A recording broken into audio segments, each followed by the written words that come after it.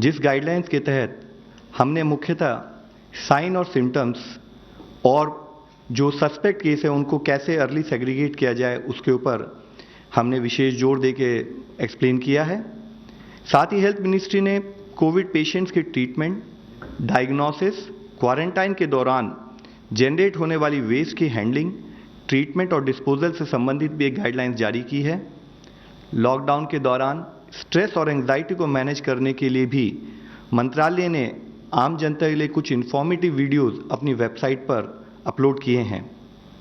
Ministry of rural development ने 5 अप्रैल को state के सभी चीफ सेक्रेटरीज और स्टेट रूरल लाइवलीहुड मिशन को लिखते हुए कहा है कि रूरल सेल्फ एम्प्लॉयमेंट ट्रेनिंग के द्वारा होममेड फेस और माउथ कवर्स की स्टिचिंग को फैसिलिटेट किया जाए। ये कवर्स, जैसे कि मैंने आपको इससे पहले भी बताया है, प्राइमरली एक्ट करते हैं as a additional barrier, as a hygiene method and इन जब कवर को यूज़ किया जाए तो रिक्वायर्ड प्रिकॉशंस उनको डेफिनेटली फॉलो किया जाए और ये प्राइमरली डेंसली पॉपुलेटेड एरियाज़ की जनता के लिए यूज़फुल रहेंगे। मैं फिर से रिक्वेस्ट करूंगा, हाईलाइट करना चाहूँगा कि ये फेस कवर्स डिफरेंट हैं जो मास्क हम लोगों ने उसके बारे में जिसके बारे में हमने डिटेल्ड एडवाइजरी ऑलरेडी जारी की हुई है। लास्ट 13 दिनों में अगर आप देखें तो भारतीय रेलवे ने 1340 वैगन्स के द्वारा शुगर और 958 वैगन्स के द्वारा सॉल्ट और 316 वैगन्स और टैंक्स के द्वारा एडिबल ऑयल को देश के विभिन्न एरिया में ट्रांसपोर्ट भी किया है। नेशनल फूड सिक्योरिटी एक्ट और प्राइम मिनिस्टर गरीब कल्याण अन्न योजना के तहत देश के हर हिस्से के लिए फूड ग्रेन स्टॉक्स की रेगुलर रिक्वायरमेंट को भी टाई अप किया जा रहा है। इस लॉकडाउन की अवधि में देश भर में लगभग 16.94 lakh metric tons food grains के द्वारा हमने उनको 605 रेक के द्वारा ट्रांसपोर्ट भी किया है। अब तक फूड कॉरपोरेशन ऑफ इंडिया के द्वारा इस मॉडल के तहत 13 स्टेट्स में 1.3 लाख मैट्रिक टन वीट और 8 स्टेट्स में 1.32 lakh metric ton rice allot किया गया है। साथ ही 4 अप्रैल को सेंट्रल पूल में फूड कॉरपोरेशन के पास अभी 55.47 लाख मिलियन मैट्रिक टन अनाज अभी भी है। राज्यों को पहले से ही नेशनल हेल्थ मिशन और स्टेट डिजास्टर रिलीफ फंड के तहत फंड्स को यूज करने की एडवाइस दी गई थी, जिसके द्वारा वह कोविड मैनेजमेंट से रिलेटेड चाहे वो सर्वेलेंस हो, चाहे क्वारंटाइन सेंटर्स का क्रिएशन हो, डेडिकेटेड कोविड हॉस्पिटल्स हो, मेडिकल इक्विपमेंट्स हो, पेशेंट्स ट्रीटमेंट और कोई भी कोविड संबंधित एक्टिविटी उस फंड्स के द्वारा वह ले सकते हैं। इसके तहत ऑलरेडी 1100 करोड़ राज्यों को एनएचएम के द्वारा रिलीज किया जा चुका था और आज 3000 करोड़ एडिशनली अमाउंट भी रिलीज की गई है। साथ ही जितने भी हम लॉजिस्टिक्स रिलेटेड एफर्ट्स कर रहे हैं, जैसे कि नए वेंटिलेटर खरीदना, N95 मास्क खरीदना, पर्सनल प्रोटेक्शन इक्विपमेंट, जो हम सेंट्रल पूल में खरीद रहे हैं वह भी हमारे फंड्स के थ्रू, गवर्नमेंट ऑफ इंडिया के फंड्स के थ्रू राज्यों को प्रोवाइड किए जा रहे हैं।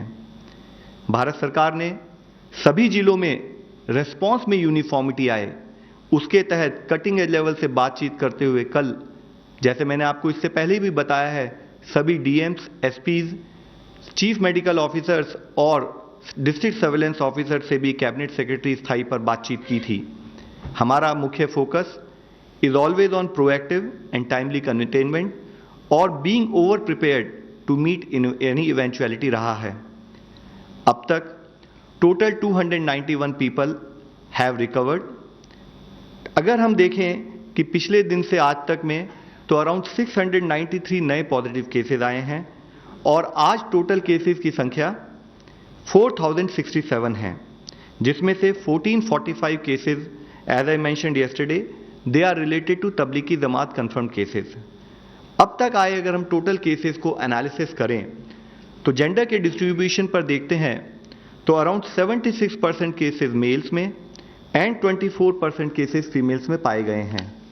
साथ ही अगर हम एज के बेसिस पर डिस्ट्रीब्यूशन को एनालाइज करें तो 47% cases, let me just highlight, 47% cases are in people with less than 40 years of age. 34% cases are between people from 40 to 60 years of age. and 19% cases are for people 60 years and above. State country में अब तक total 109 deaths report हुई हैं, जिसमें से 30 deaths have been reported only yesterday. और इन deaths को भी अगर हम एनालाइज करें तो हम पाते हैं कि 73% deaths are related with males and 27% are found in females. Mortality का अगर एज डिस्ट्रीब्यूशन भी आप देखें तो उसमें 63% deaths they have been reported with people 60 years and above, that is elderly people. 30% deaths have been reported between people from 40 to 60 years and 7% deaths have been reported from people below 40 years.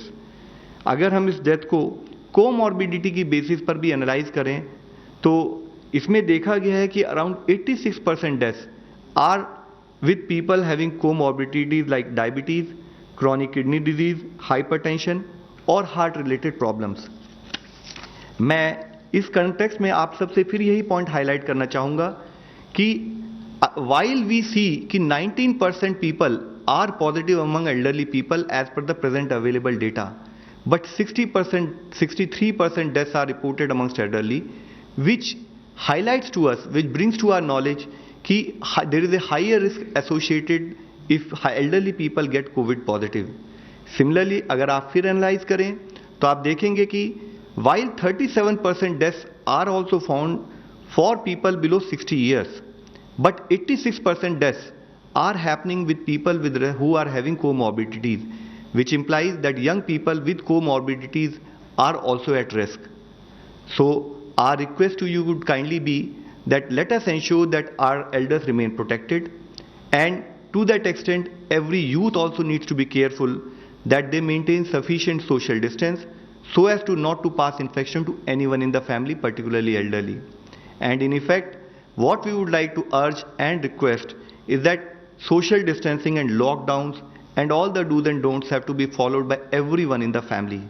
It is always about our efforts to protect ourselves, our efforts to protect our loved ones, and our efforts to ensure that society at large remains safe. माननीय प्रधानमंत्री जी ने जो आह्वान किया था उसके तहत कल देश में करोड़ों भारतीयों ने रात 9 बजे अपने घरों की लाइट्स बंद की और कोविड वॉरियर्स के सम्मान में कलेक्टिव रिजॉल्व और सॉलिडारिटी के साथ दिया, मोमबत्ती, टॉर्च और फ्लैश लाइट को जलाकर उनका आह्वान, उनका अभिनंदन किया। माननीय प्रधानमंत्री जी ने अपने संदेश में आज इस बात पर भी जोर दिया है कि चेन ऑफ ट्रांसमिशन को तोड़ने के लिए सोशल डिस्टेंसिंग एंड लॉकडाउन एक बहुत इंपॉर्टेंट एंड इफेक्टिव टूल है और आज देश में हम सब की जरूरत है कि हम सब लोग मिलकर इसके लिए काम करें। We again urge and request you that please help us to help you. धन्यवाद। धन्यवाद। गृह मंत्रालय के प्रवक्ता प्लीज।